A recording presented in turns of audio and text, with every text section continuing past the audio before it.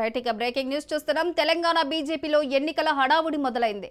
Telangana assembly ఎన్నికల్లో పోటీ చేయాలనుకునే ఆశావాహుల నుంచి బీజేపీ అప్లికేషన్లు తీసుకుంటోంది. ఇవాల్టి నుంచి అప్లికేషన్ల స్వీకరణ షురూ చేసింది. ఈ నెల 10 వరకు అప్లికేషన్స్ తీసుకోనుంది. అయితే దరఖాస్తు ఫామ్లో కీలక అంశాలను పొందుపరిచింది బీజేపీ నాయకత్వం.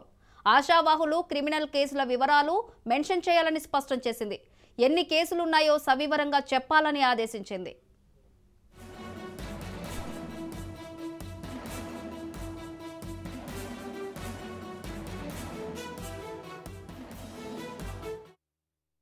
దరఖాస్తు ప్రత్యేక ఫారంను మొత్తం 4 విభాగాలుగా రూపొందించిన స్టేట్ బీజేపీ మొదటి విభాగంలో వ్యక్తి బయోడేటా చేసిన రాజకీయ కార్యక్రమాలు పొందుపరచాలి.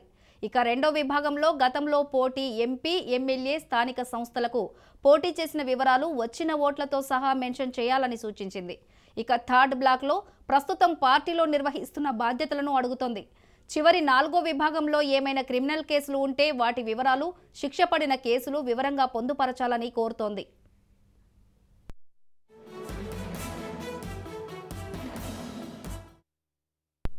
ఆశావాహుల నుంచి అప్లికేషన్లు తీసుకున్న తర్వాత నియోజకవర్గాల వారీగా వచ్చిన అప్లికేషన్లను రాష్ట్ర నేతలు పరిశీలిస్తారు.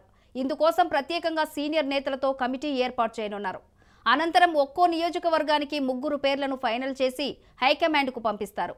రంగారెడ్డి, హైదరాబాదుతో పాటు ఉత్తర తెలంగాణ జిల్లాల నుంచి ఒక్కో సీటుకు భారీగా అప్లికేషన్లు వచ్చే అవకాశం ఉందని పార్టీ నేతలు అంచనా వేస్తున్నారు. వచ్చిన అప్లికేషన్స్లలో నియోజకవర్గానికి 3ని ఫైనల్ చేస్తూ జాబితా సిద్ధం చేసి హైకమాండ్కు నివేదిక ఇవ్వనున్నట్లు తెలుస్తోంది.